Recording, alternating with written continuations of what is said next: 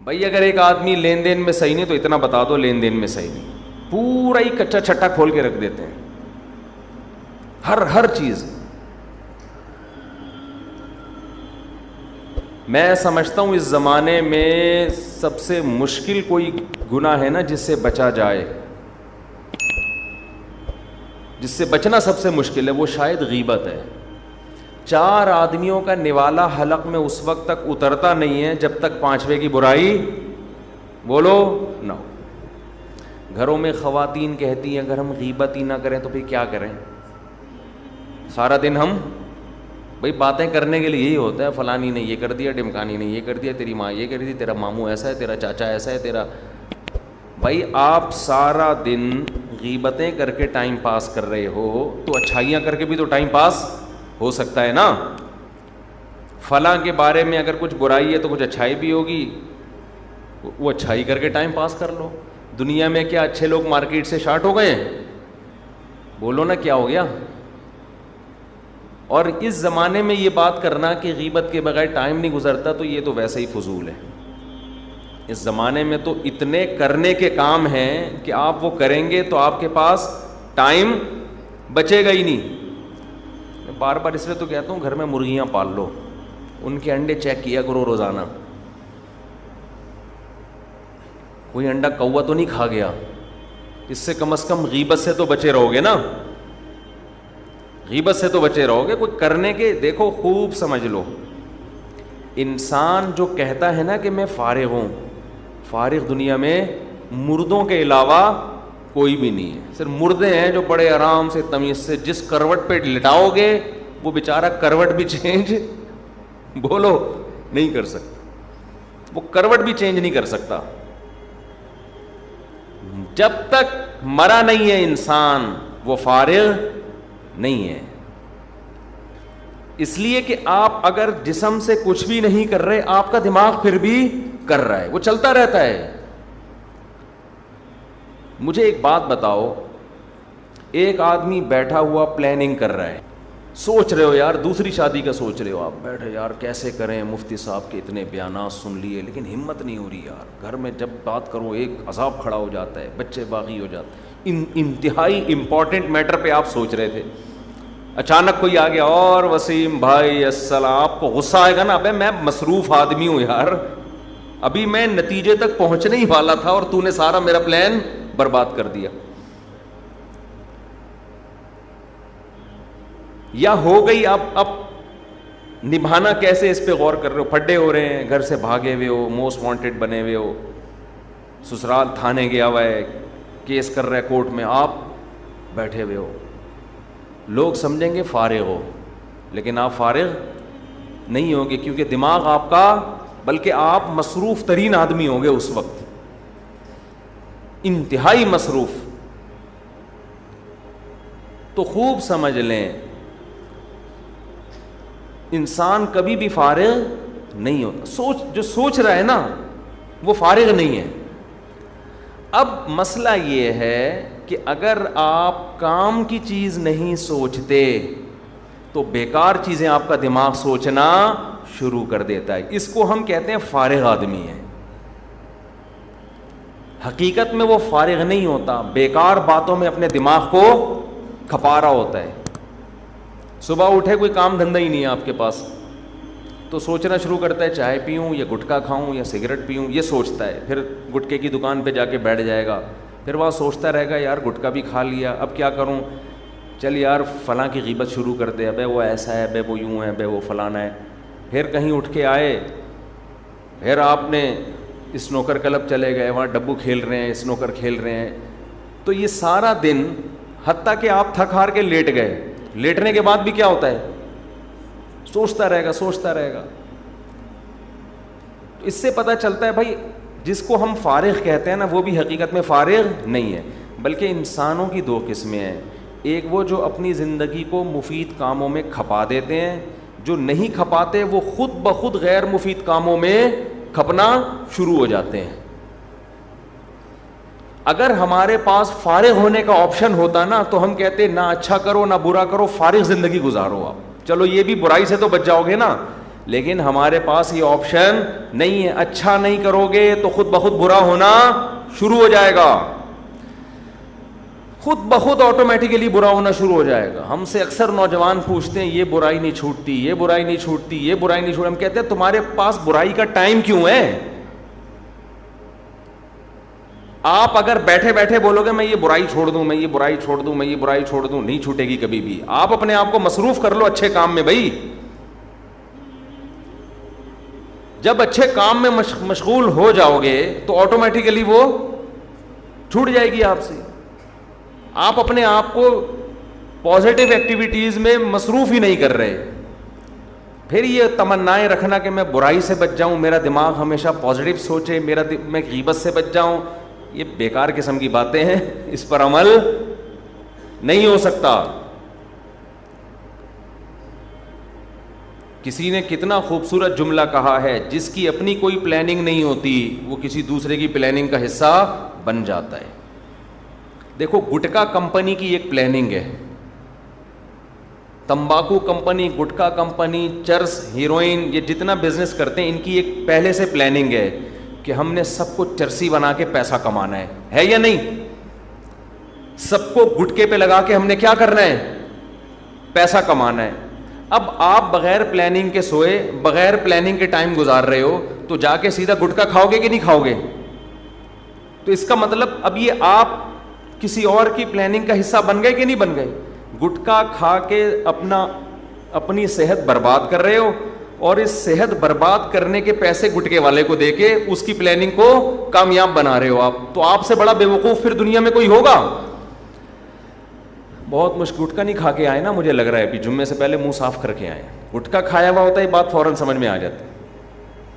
جو گٹکے کے عادی ہیں ان کو گٹکا منہ میں رکھے بغیر بات سمجھ میں نہیں آتی ہے. گٹکے والوں سے ہم کہتے ہیں چھوڑ دو اس کو, سگریٹ والوں سے ہم کہتے ہیں چھوڑ دو اس کو, پان والوں سے ہم کہتے ہیں چھوڑ دو, چرس والوں سے کہتے ہیں چھوڑ دو. وہ کہتے ہیں ہم چھوڑتے ہیں تو ڈپریشن میں جاتے ہیں. یہ وہی ہے, شیطان نے برے عمل کو کیا کر دیا؟ مزین. بھائی چھوڑنے سے ڈپریشن میں اس لیے جاتے ہو کہ چھوڑتے نہیں ہو, پھر کھا لیتے ہو, اور کھانے کی عادت تم نے خود ڈالی ہے. اگر کھاتے ہی نہیں تو نہ ڈپریشن میں جاتے اور نہ اس کے کھانے کی ضرورت پیش آتی. اب تو جتنا کھاؤ گے یہ ڈپریشن اتنا زیادہ بڑھے گا, کیونکہ نیکوٹین یا کیفین یا جتنے بھی نشے کی چیزیں ہیں ان میں آپ جب چند دنوں تک کھاتے ہیں تو آپ اس کے عادی ہو جاتے ہیں, پھر وہ اثر کرنا چھوڑ, پھر ایک پڑیا کے بجائے آپ کو کتنی کھانی ہے؟ 2 پڑیا کھانی پڑیں گی آپ کو. 2 سے پھر 4 پہ آؤ گے, پھر سیٹ ہی پڑیا پہ ہو جاؤ گے آپ. پراٹھے پہ آپ بیان کر لو آپ کی سمجھ میں نہیں آئے گا, آپ بریانی کے فضائل بیان کرو آپ کی سمجھ میں نہیں, آپ دمبے کی چربی کے فضائل بیان کرو نہیں آئے گا, آپ گٹکے پہ بات کرو گے اور آپ کی دل کی دھڑکنیں تیز ہو جائیں گی. تو یہ جو غلط چیز پہ سیٹ کیا ہے آپ کو, یہ تو آپ نے خود کیا ہے اپنے آپ کو. اب اس کا علاج یہ ہے کہ جیسے برائی کرنے سے برائی کی عادت پڑتی ہے, چھوڑنے سے چھوڑنے کی عادت پڑ جاتی ہے. جو کام کر کے برائی کا اپنے آپ کو عادی بنایا ہے اس کا ریورس کر لو تو عادت ختم ہو جائے گی. لیکن اتنی سی بات بھی شیطان سمجھانے نہیں دیتا. وہ کہتے نہیں یہ فضول قسم کی بات ہے.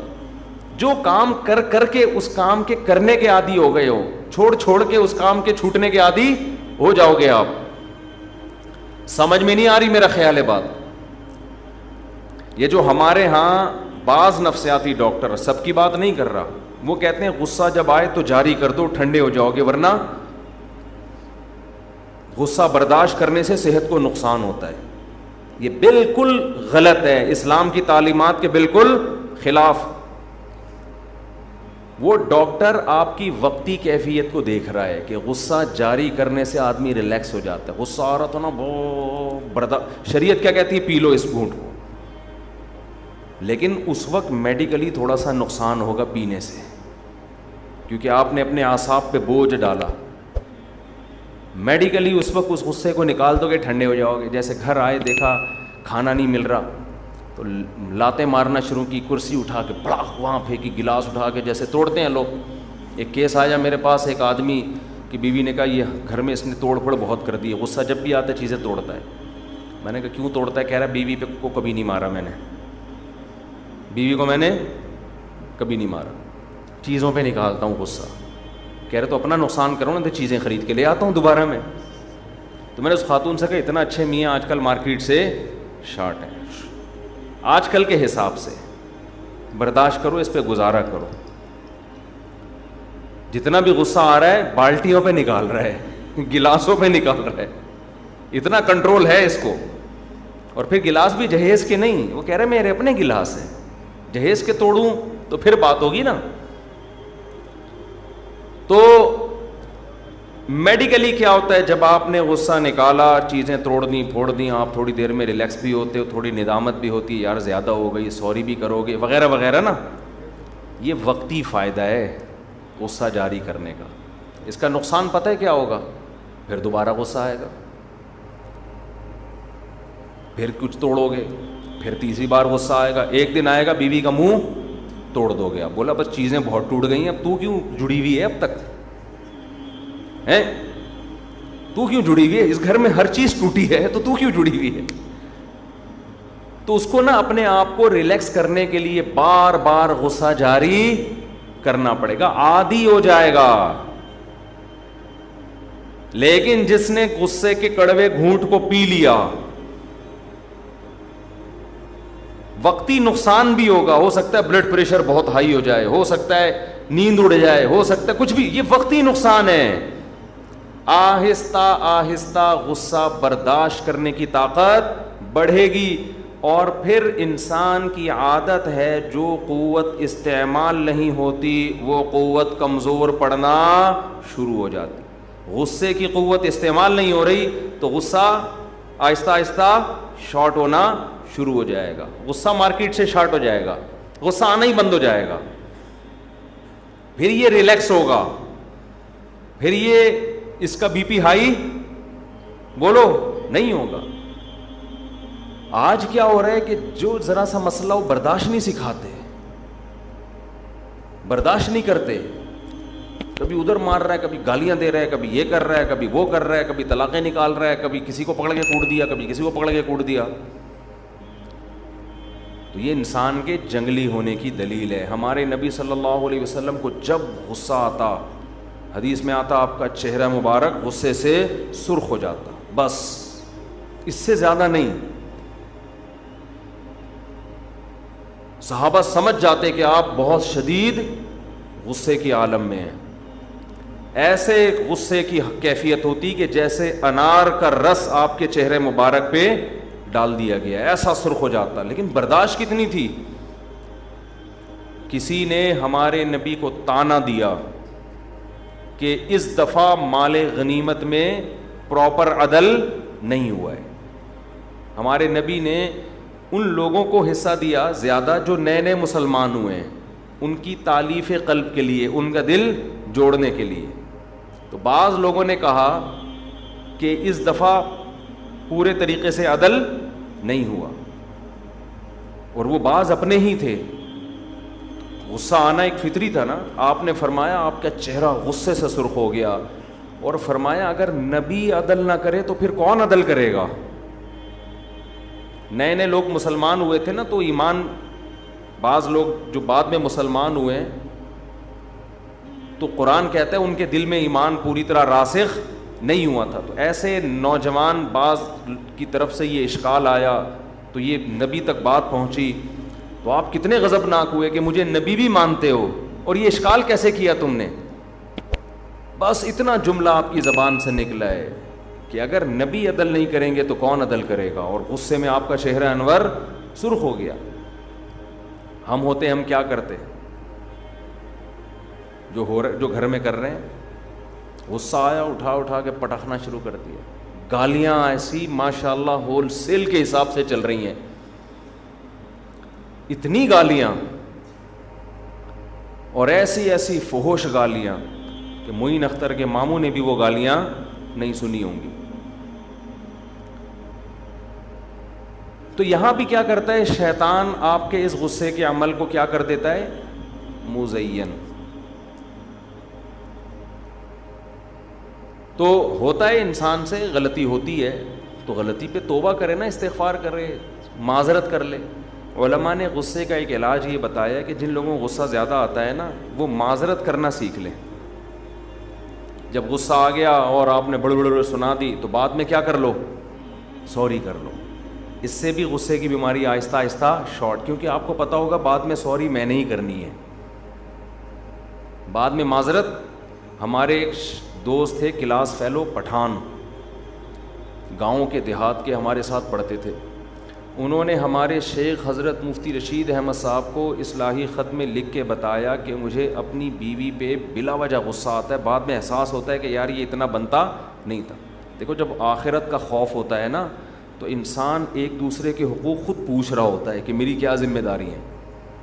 کہا میں غصے میں پاگل ہو جاتا ہوں, پھر میں مارتا ہوں اس کو, ایسے کرتا ہوں, یوں کرتا ہوں. تو حضرت نے ان کو صرف اتنا جواب لکھا کہ جب بھی آپ کو غصہ آئے اور آپ بیوی پہ جاری کریں, آپ نے بعد میں بیوی سے معذرت کرنی ہے. یہ آپ پر لازم ہے. اگر آپ نے مجھ سے بیعت کیا ہوا ہے نا, اگر آپ مجھ سے بیعت ہیں تو جو بیعت ہوتا ہے اس پر لازم ہے نا, پیر جو حکم دے اس کی پابندی کرے. تو آپ یہ پیر اس طرح کے ہوتے ہیں جو حق اہل حق ہو. آج کل کے جو 2 نمبر قسم کے پیر آ رہے ہیں, پتہ نہیں کیا کر رہے ہیں, وہ بس چند وظیفوں میں گھما رہے ہیں پبلک کو. جو اہل حق اس طرح کے ہوتے ہیں. انہوں نے کہا کہ آپ نے جب بھی بیوی پہ غصہ آئے تو بات, اور آپ نے جاری کر دیا اس کے اوپر, ڈانٹ دیا یا کچھ بھی, آپ نے بعد میں کیا کرنا ہے,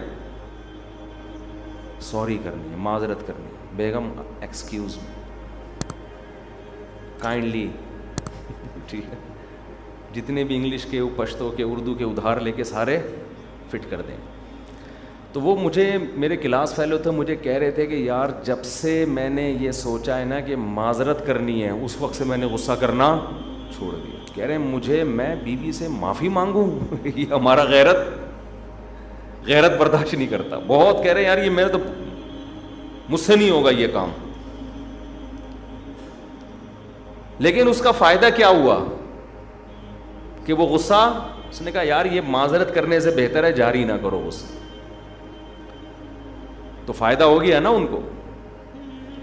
تو یہ بھی ایک علاج ہے کہ جب آپ پاگل ہو جائیں نا اور سنا دیں تو پھر اس پہ قائم نہ رہو, اس پہ قائم نہ رہیں کہ بس ہو گیا جو ہونا تھا. نہ, جیسے ہی ٹھنڈا ہو آپ نے فوراً کیا کرنا ہے, یار تھوڑا میں زیادہ کہہ گیا, آپ سے معذرت چاہتا ہوں. سامنے والا انسان کا بچہ ہوگا نا تو آپ کے اس عمل پہ آپ کی قدر کرے گا. اگر وہ گدھے کا بچہ ہے تو کہے گا ہاں پہلے سناتے ہو بعد میں معافیاں کرتے ہو, ایسے کام کیوں کرتے ہو کہ بعد میں معذرت کرنی پڑے. اس کا مطلب وہ آپ انسان ہو اور وہ کیا ہے, وہ گدھا ہے. تو آپ اس کو بول دیا کرو کہ میں نے تو آپ سے معذرت کر لی ہے, آپ کو انسان سمجھ کے, مجھے سوری معلوم نہیں تھا کہ آپ گدھے ہیں, ایکسکیوز می سر, کائنڈلی اپنا خیال رکھیے گا. یہ خیر کہنا نہیں ہے, دل میں سوچنا ہے. وہ گدھا اس لیے ہے کہ غصہ جاری کرنا جتنا مشکل ہے نا, بعد میں سوری کرنا اس سے زیادہ مشکل کام ہے. تو اگر اس آدمی نے ایک برائی کی ہے اس سے زیادہ وزنی اس نے نیکی کی ہے, تو یہ تو انسان تو خطا کا پتلا ہے نا. قرآن سے بھی تو پتہ چلتا ہے کتنے موقع پہ حضرت موسیٰ علیہ السلام کو غصہ آیا. قرآن کہتا ہے فلما سکت عن موسیٰ الغضب, جب موسیٰ کا غصہ ٹھنڈا ہوا, تورات کی تختیاں واپس اٹھائیں اور اپنے بھائی کے لیے مغفرت کی دعا کی, جن کو تھوڑی دیر پہلے نا داڑھی سے پکڑ کے کھینچ رہے تھے. موسیٰ علیہ السلام کوہ طور پہ گئے ہیں نا, واپس آئے تو دیکھا کہ بنی اسرائیل بچھڑے کی عبادت کر رہے ہیں. اتنا غصہ آیا موسیٰ علیہ السلام کو, تورات کی تختیاں ایک طرف رکھیں اور اپنے بھائی جن کو نگران بنا کے گئے تھے ان کی داڑھی اور سر کے بالوں سے پکڑ کے ایسے گھسیٹا ان کو, حالانکہ وہ بھی پیغمبر ہیں, ایسے گھسیٹا ان کو کہ تم کیا کر رہے تھے جب یہ لوگ بچھڑے کی عبادت کر رہے ہیں, تمہیں نگران بنا کے گیا تھا. اب دیکھیں اصولی طور پر تو حضرت موسیٰ کو پہلے پوچھنا چاہیے تھا نا, اصولی طور پر کہ بھئی یہ سب کچھ کیوں ہوا, آپ نے اپنی ذمہ داری پوری کی. تو ہارون علیہ السلام بتاتے کہ یہ میں نے سمجھایا, یہ قوم ماننے والی نہیں تھی. تو پھر حضرت موسیٰ غصہ ہی جاری نہیں کرتے. کیا خیال ہے؟ لیکن غیرت اور دینی حمیت، شرک اتنا بڑا جرم، یہ قوم فرعون تباہ ہو گیا ان کے سامنے، اتنے معجزے دیکھ لیے، تو اس لیے کہ بچڑے کی عبادت کرو، تو غصہ آنا یہاں فطری تھا، نیچرل تھا۔ فوراً اپنے بھائی ہارون کی داڑھی اور سر کے بال پکڑ کے گھسیٹنا شروع کیا۔ یجرہ الیک، قرآن کہہ رہا ہے پھر پکڑا نہیں ہے اپنی طرف، غصے میں گھسیٹ بھی رہے ہیں۔ ہارون علیہ السلام نے حضرت موسیٰ کا احترام کیا کہ بھائی ہے اور مجھ سے زیادہ فضیلت والے پیغمبر ہیں۔ حضرت ہارون نے غصہ جاری بولو نا نہیں کیا۔ یہ احترام بھی ہے کہ غصہ چھوٹوں پہ ہوتا ہے، بڑوں پہ نہیں ہوتا۔ انہوں نے کہا یا ابن ام لا تأخذ بلحیتی ولا براسی، اے میری ماں کے بیٹے، محبت کا جملہ کہا نا تاکہ تھوڑا ترس آئے، آپ میری داڑھی اور پیشانی کو نہ پکڑیں، مجھے ڈر تھا یہ مجھے قتل کر دیں گے، میں نے ان کو سمجھایا، مجھے ڈر تھا کہ یہ کیا کر دیں گے، جان سے مار دیں گے، وہ زیادہ بڑا مسئلہ کھڑا ہو جائے گا۔ قرآن کہتا ہے موسیٰ علیہ السلام کا غصہ ٹھنڈا ہوا تو وہ تورات کی تختیاں بھی دوبارہ اٹھائیں اور اپنے بھائی اور اپنے لیے اللہ سے مغفرت کی دعا بھی مانگی۔ تو آ جاتا ہے انسان کو، پیغمبروں کو بھی آیا ہے، حضرت موسیٰ کو تو بہت دفعہ آیا ہے۔ بخاری میں حدیث ہے کہ موسیٰ علیہ السلام کے پاس حضرت موت کا فرشتہ آیا، پوچھا کہ کس سلسلے میں آنا ہوا آپ کا؟ حضرت موسیٰ نے پوچھا آپ کا آنا کس سلسلے میں ہوا؟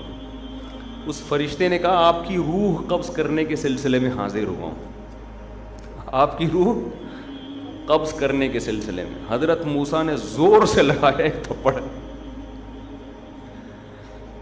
زور سے تھپڑ لگایا، اس کی آنکھ گر گئی نکل کے۔ اللہ کے پاس جا کے اس فرشتے نے کہا اللہ آپ نے مجھے کن کے پاس بھیجا ہے؟ ٹھیک ہے، اب یہ غصہ کیوں آیا حضرت موسیٰ کو، یہ ایک لمبی تقریر ہے، یہ ایک لمبی بحث ہے، اس میں جو جلال تھا ان کی طبیعت میں۔ تو بعض دفعہ انسان کو انبیاء کا جو غصہ ہے وہ اپنی ذات کے لیے نہیں ہوتا۔ تو خیر میں تو یہاں یہ بتا رہا ہوں کہ غصہ آ سکتا ہے کسی کو بھی آ سکتا ہے، تو اس کی تلافی کیا ہے بھائی؟ بعد میں کیا کر لو، سوری کر لو۔ اس سوری کا فائدہ ہوگا ایک تو وہ گناہ معاف ہو جائے گا، دوسرا فائدہ یہ ہوگا کہ آئندہ غصہ آنے سے پہلے خود سوچے گا کہ اس کے بعد تو نے خود ہی معذرت کرنی ہے، تو بہتر ہے نا کہ نہ کر تو یہ کام۔